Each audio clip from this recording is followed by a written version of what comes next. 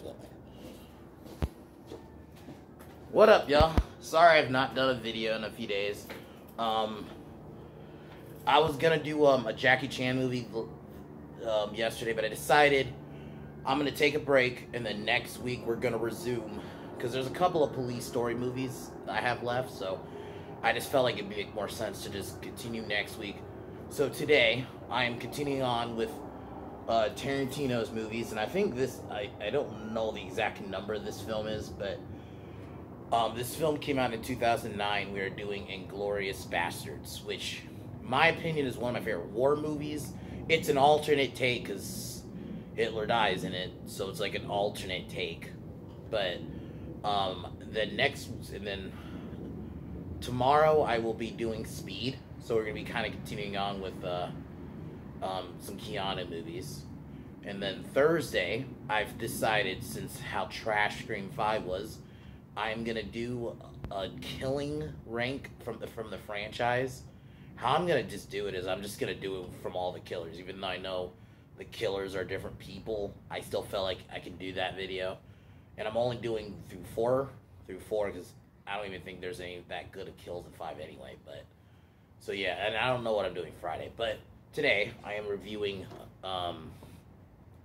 Inglorious Basterds. I remember watching this movie the first time. I think it was 2011, so a couple of years after it had been out, and I remember really loving it. And I think this is before I fully knew who Tarantino was, because I didn't put two. I was, at that time, I still wasn't fully like the movie guy I am right now. So, and so I rewatched it today, and it's a really good fucking movie. Christoph Waltz, man. In my opinion, he's the VIP of the movie. It's crazy because he plays literally polar opposites in movies back to back. In this, he's like the most hateable Nazi guy, and then in the next movie, he's this guy who frees a slave. He's a likable character, genuinely cares for Django. It's such a polar opposite. But he's such a good actor. That opening where he introduces himself is so fucking good. Brad Pitt is great as Aldo. They have a pretty good cast here.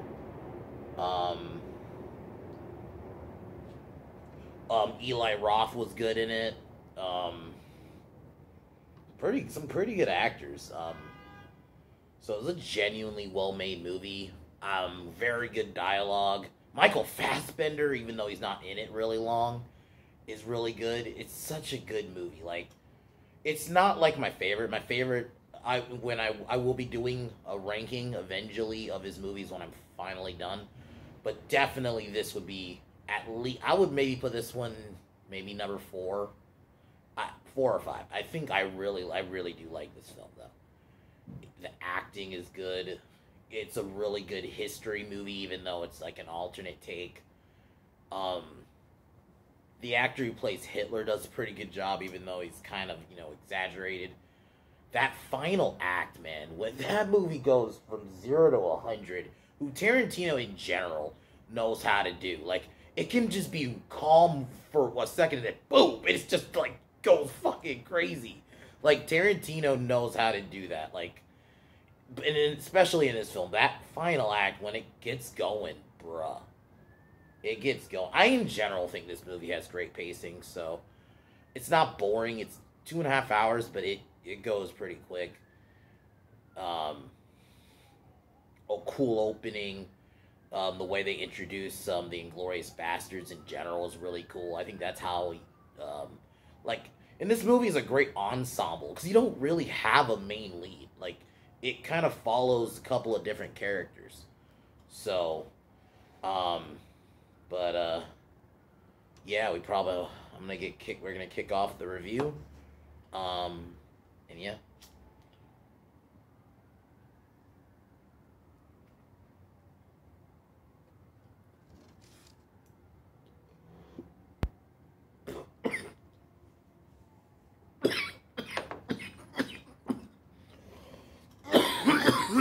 So the movie opens up. We meet Hans Landa, which is Christoph Waltz's character,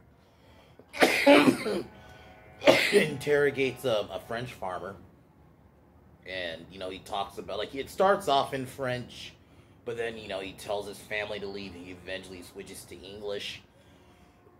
Talks about his reputation, really good, and then you can see that there's like this girl, hiding under the floorboard. So you get like this look into Nazi occupied world pretty much, and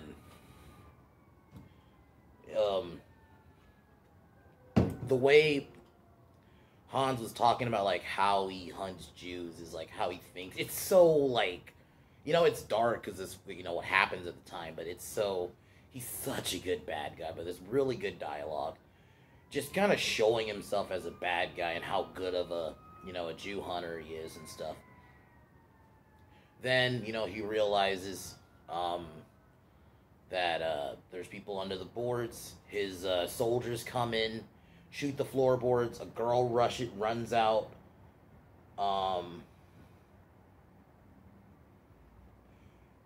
Kills a couple of but one girl. Shoshana, I think, is her name. So she runs away. And then next chapter, I love how Tarantino does the chapters. It's a good way to like segment the movies in a way. So the next chapter, this is where we meet basically the Inglorious Basterds. We go through their story of how they became a group. He recruits Jewish American soldiers. Basically, they're collecting Nazi scalps. It's such a cool opening, the way they introduce their characters. And they meet the Bear Jew. And then back in Germany, Hitler interrogates a soldier about what happened. Then this is where we get the cool scene. Basically, where we first meet the Bear Jew, which is Eli Roth's character. Beats a German, like a Nazi general, I think it was, to death with a bat. It's pretty brutal, man. The violence in this movie is pretty crazy. But then again, Kill Bill had crazy violence, so Tarantino's kind of known for even in like Reservoir Dogs and Pulp. There's some moments in that movie. So yeah, after that, a soldier points out where the Nazis are, like the number, like the how many there are, and like what weapons they have, and the Basterds let him out, let him go, and they basically permanently scar him with the swastika on his head, which is going to be important because we're going to see that later. This is where we meet up with Shoshana Dreyfus again, but she's now named Emmanuel Menu, it's French. And we meet Frederick Zoller, who's a sniper, who you might recognize him as the guy who played Zemo in shitty-ass Civil War. But I actually think he's really good in this movie. He basically kind of like starts pestering her because she owns a cinema. And he convinces Joseph Goebbels, who's an actual figure in Nazi history, which is crazy. I like how Tarantino knows how to like tie real history to his movies. Then they convince the dude, instead of doing it at another theater, they're doing it at that theater. And it turns out Emmanuel has a black person working for her. He's like a black French guy. And is projectionist. But then we get a scene where Han interrogates her, and it turns out I think he remembers that she's the girl, but he lets her do the facade and tells her you can't have that black guy being your projectionist. So then her and I'm trying to remember the guy's name, Marcel plot to kill the Nazi leaders because apparently film is super flammable. So Then in the next chapter, we meet Archie Hickox, which is he's a British soldier posing as a Nazi, that's Michael Fassbender. He's so good in this movie, even though his role's kind of small, relatively. He's so good in this scene, in the scenes he's in.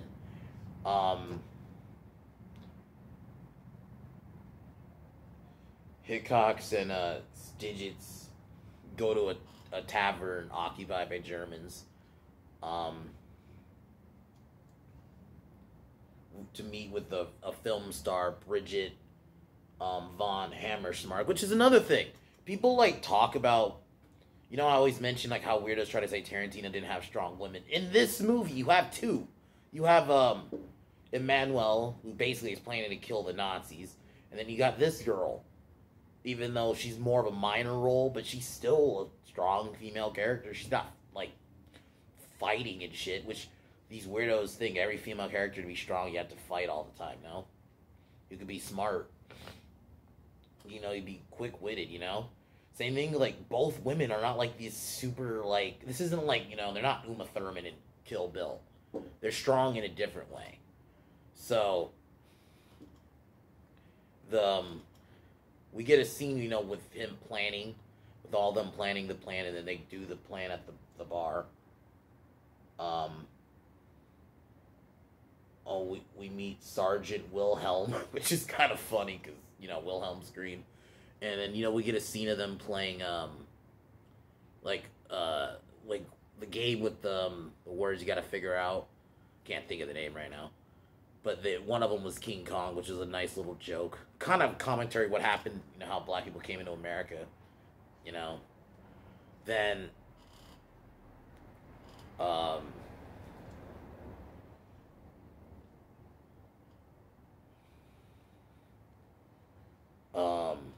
and then pretty much, one of them gives himself away as not a German soldier, so a big shootout happens, and like I said, the action in this movie, like, it goes from 0 to 100, because they were all partying, and bam, this is all shooting at each other. Then it's only Sergeant Wilhelm and her left, who's actually still alive. But then Aldo come and try to negotiate.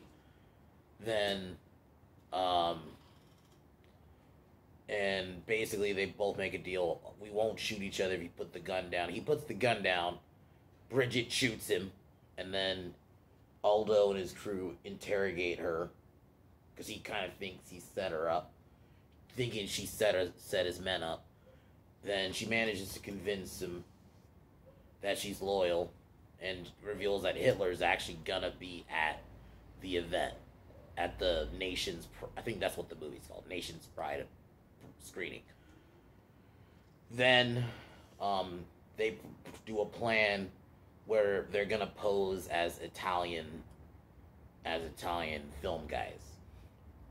So then we get a scene of them planning for the event, like kind of all the characters. Then the final bit, I think this pretty much is the final chapter of the movie, where they're at the premiere, where Landa starts kind of being skeptical, because he noticed, because there's a scene where after, everyone left, he visits the tavern, and he notices a heel being left. And he realizes it's hers, so he takes her to the back room, gets her to confess, and he basically kills her. Like, god damn, dude, he's such an asshole in this movie. It's crazy, because I'll admit, I did watch this movie first, but I hadn't fully remembered. So I watched Django, and I didn't put two and two together that he was the same character. It was the same guy. So it is like he's such a polar opposite in that movie, and in this, yeah, he kills her like cold blood. He strangles her, like, it's really sad. So he strangles her, arrests Aldo, and I think it's Aldo and another person get taken.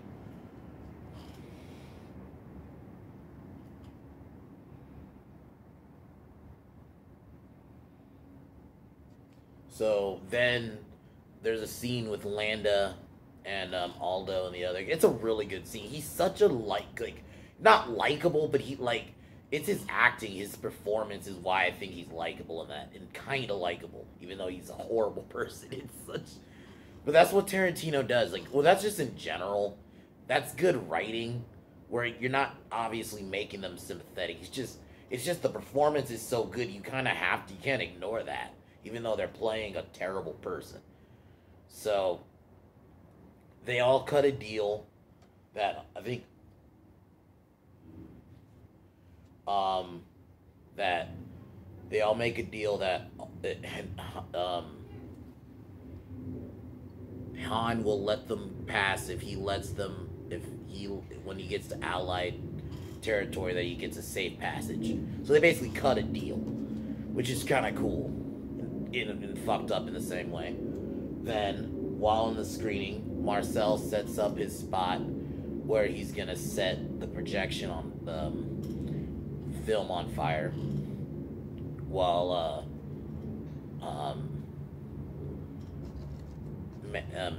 Emmanuel's screening. And then Zoller walks in, he forces himself in.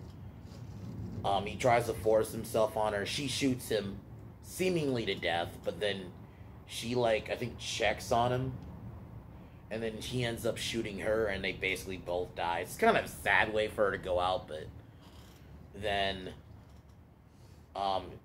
Marcel locks all the exits, and there's a certain part of the movie seems like it's playing like normal, and then all of a sudden she comes on a screen and says, "Oh, a Jew's gonna kill all of you." Then Omer and Donowitz, which is I think the Bear Jew, basically start gunning down everybody, including Hitler. It goes from 0 to 100. Marcel sets the fire ablaze. People are getting gunned down. It's fucking crazy, and they basically shoot Hitler to shit. His face is basically mushed by it. It's fucking crazy. That final act, man, it fucking, holy shit. Very good. This is gonna be another movie I'm gonna review. Once Upon a Time in Hollywood has a pretty crazy ending too. Even Django has a pretty crazy ending too. But yeah. So yeah, basically everyone dies, and then the dynamite that we saw earlier, they placed it under the seat, blows up. Pretty much everyone dies. Then Landa and drive Aldo and Utvik into Allied territory. Aldo shoots the radio operator and basically get him and Utvik scalp him, and then they restrained Landa and scar him with the swastika in his head. We actually see it this time. Because the first time we don't actually see it, but we see it this time, and you actually see the knife cutting into and then they say it's a masterpiece. Film ends. Really good fucking movie. I love the gore, but I also really love the dialogue. I think everybody did a great job, but man, fucking Christoph Waltz he's the VIP of the film. His performance is so fucking good. It's but that shows how good of an actor he is, because he could play, he's playing polar opposites in 2 movies I'm reviewing. This week, doing this one, he is such a hateable. He has good dialogue moments, but he's evil, and he's such a bad guy, and then in Django, he's the polar opposite.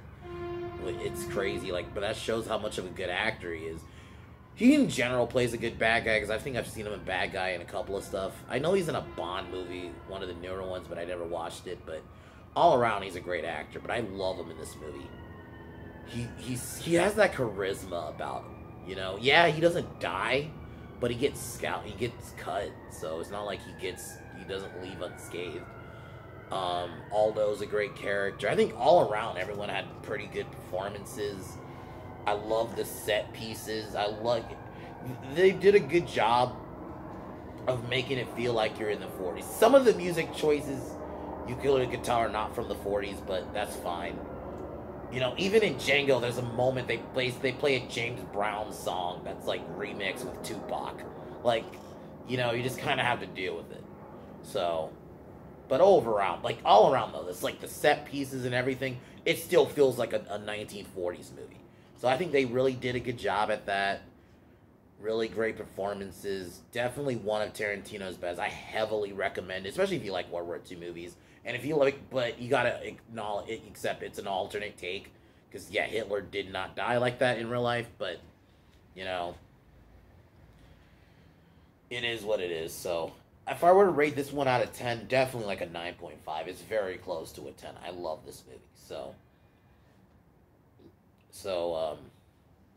I cannot wait till next week to talk about Django, because Django is I would probably say my second favorite after Pulp. It's so good. Christoph Waltz in that is good too, but I don't know, man. Rewatching it, I think it's tied. I really like him as Hans in this movie. But we're going to watch Django next week, and I really loved him as Schultz too. So we'll kind of maybe compare and contrast in next week. So, but all around, watch this movie if you haven't. This is one of Tarantino's best. Even if you just like action scenes, just watch it for that, because there's a lot. Like that final fucking act, man. When it gets going. It's perfectly paced. You don't feel bored watching it. I think every scene belongs, that's always a good thing, because there's so many movies where, oh, you can cut this out. So there's none of that in this. So.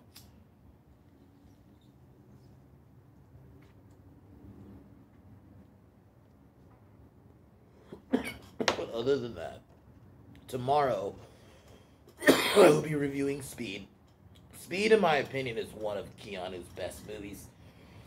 Very, I wouldn't say underrated, but I don't think it gets talked about as much. And a lot of people, not a lot, but some people could say it's a Die Hard ripoff, but I think it does its own thing. And Keanu's really good at it. And I can't remember the guy's name, but the guy who was the bad guy did a really good job. So I'll be talking about that tomorrow.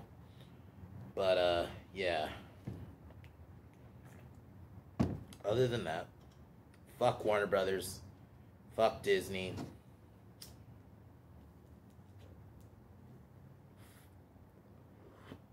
Fuck La Bitch James. Fuck Kevin Smith. Fuck Seth Rogen. Fuck Joy Reid.